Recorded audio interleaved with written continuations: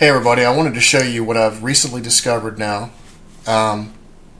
which is not actually my discovery, it's somebody else's discovery, but it supports this diagram I was showing you the other day.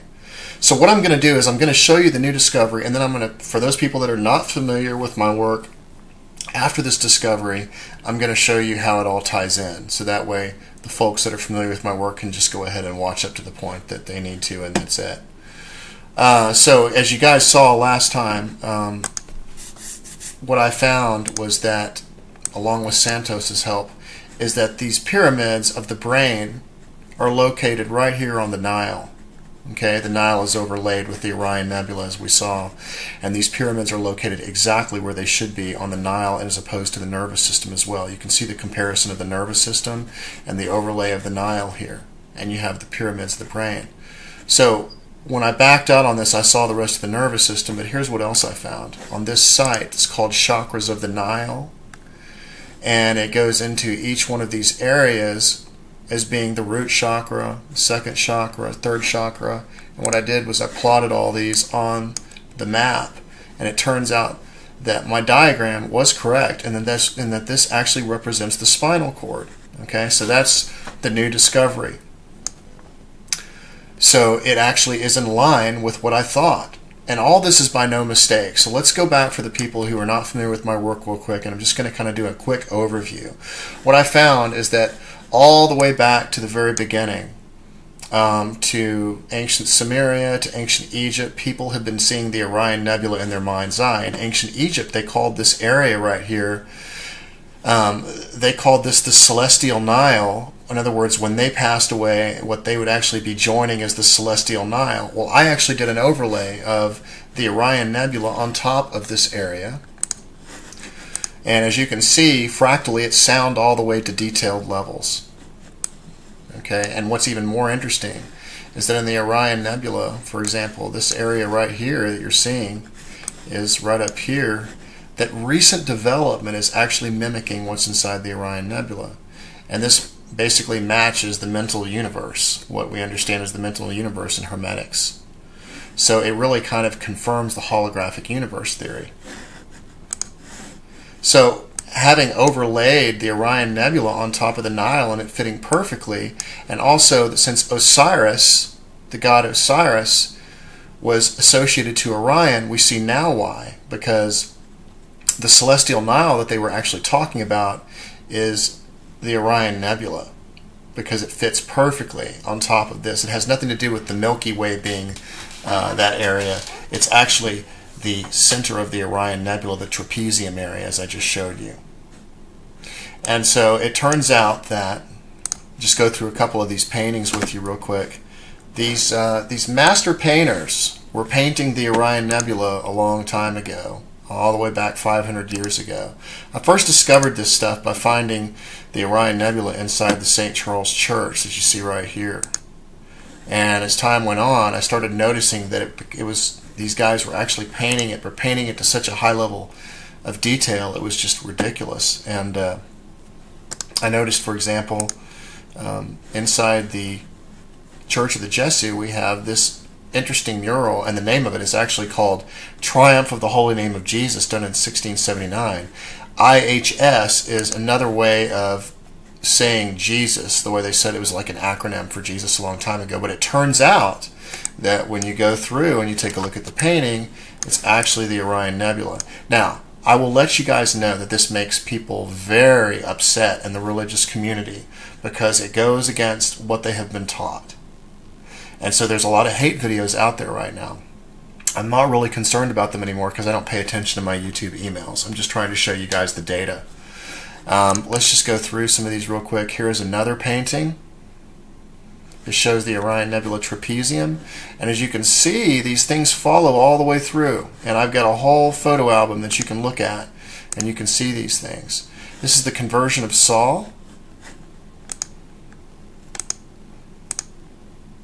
Here's another one showing the Orion Nebula trapezium, and you can even see that this face is copied all the way through to the very end.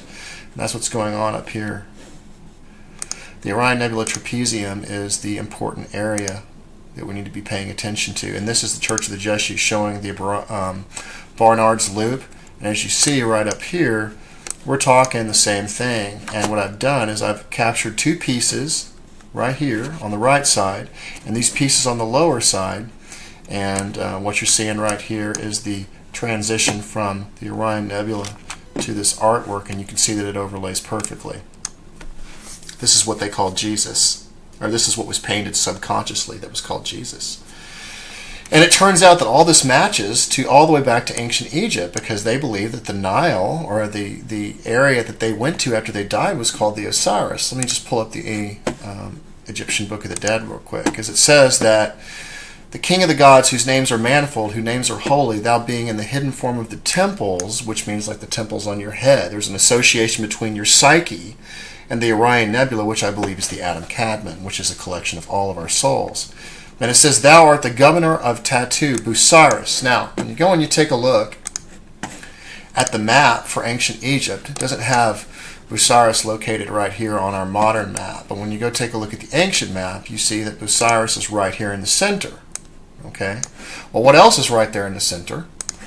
What else is right there in the center is the very center of the Orion Nebula that you see, which corresponds to Orion, which corresponds to Osiris. And since we see in the Egyptian Book of the Dead that it was the governor of Tatu, or Osiris, which is located in the center of the Orion Nebula, you can now see how this was established. So I decided to back out, okay, and see on Google Earth if since this area right here is overlaid on top of this, and since it corresponds to the brain, because when we take a look at the Orion Nebula, this is an unaltered version. This is the fornix, this is the thalamus, this is the amygdala, this is the reptilian brain. And by the way, this right here, this dragon, can be perfectly seen right here. This was not drawn. This was actually just pulled out of the Orion Nebula. You can see that all parts of the brain. So one cannot say that the pineal gland is located in Pleiades, or that the thalamus is located in another constellation. It's all right here. This is the mind. This is the collection of all of our soul. This is the anthropos. And you can see the mind right here, and you can see that they look literally almost the same. The reptilian brain doesn't even touch, just like it doesn't touch inside the regular brain. The reptilian brain doesn't touch the area of the higher brain up here either. And so when you back out on that, on Google Earth, I was like, okay, well, if this is a brain, then if I back out, I must see a spinal cord attached to it. And sure enough, I did. Well, here's what I found out. I found out that the spinal cord, according to the ancient Egyptians, also correspond to, there's different energy centers along the Nile, which correspond to the chakras. And that's the latest thing that I've figured out so far, that has matched my diagram. Someone else has discovered this information, but it was totally in line with what I had already figured out from the Orion Nebula, and that is these different chakra systems. And I plotted them actually on the Google Maps, but basically this is just confirming what I've already showed. So these guys have been painting the Orion Nebula in their drawings all the way back, or their paintings all the way back to ancient times. As you can see right here, the creation of Adam, okay, right, is a mental creation. And we can see this kind of thing all over the church. So I just wanted to bring the whole chakra system to everybody today to show you how that ties into what I have already shown you. And that what I believe the Orion Nebula is the Adam Kadmon, which is the collection of all of our souls. This is from Not in His Image, Gnostic Vision, Sacred Ecology, and the Future of Belief. This is by John Lamb Lash. And it says, through ego death, initiates and mysteries learn to overcome fixation on single self-identity and realize species identity, the sense of generic humanity. In their vision of the anthropos, Gnostic seers beheld the human identity in a cosmic pre-terrestrial form. The Orion Nebula, in the region of the tight young star formation called the trapezium, is the direction they were looking if anyone cares to take a gander. So this is where they were looking. They were looking towards the Orion Nebula, just like I've shown you. Now let's take a listen to something real quick here. If everything's included in me, then who are all the people around me? When I talk about man and an upper power, man means a collection of all the souls, which is actually the first man, Adam Harishon. Or Adam Kadmon. In our root, there is one single soul that was created by an upper power, and it was created opposite to the Creator. Later on, as you probably heard, it was divided into many individual parts. And each individual part has to perform its own correction so as to become included back with all of the other parts. So that's where we begin again to be one soul opposite a single Creator. When all the souls gather together, to the extent that they connect to each other, the worlds disappear. Because this is a mental universe. It's holographic. The data that I'm showing you is holographic. And the Orion Nebula, what it represents is that Adam Kadmon. It represents a collection of all of our souls. It's the Osiris. It's where we, as all individual fragmented souls, go back up there and return again. And that's what it's all about. That's what its function is. It is the first man. It is the Adam. It's the cosmic pre-terrestrial mind.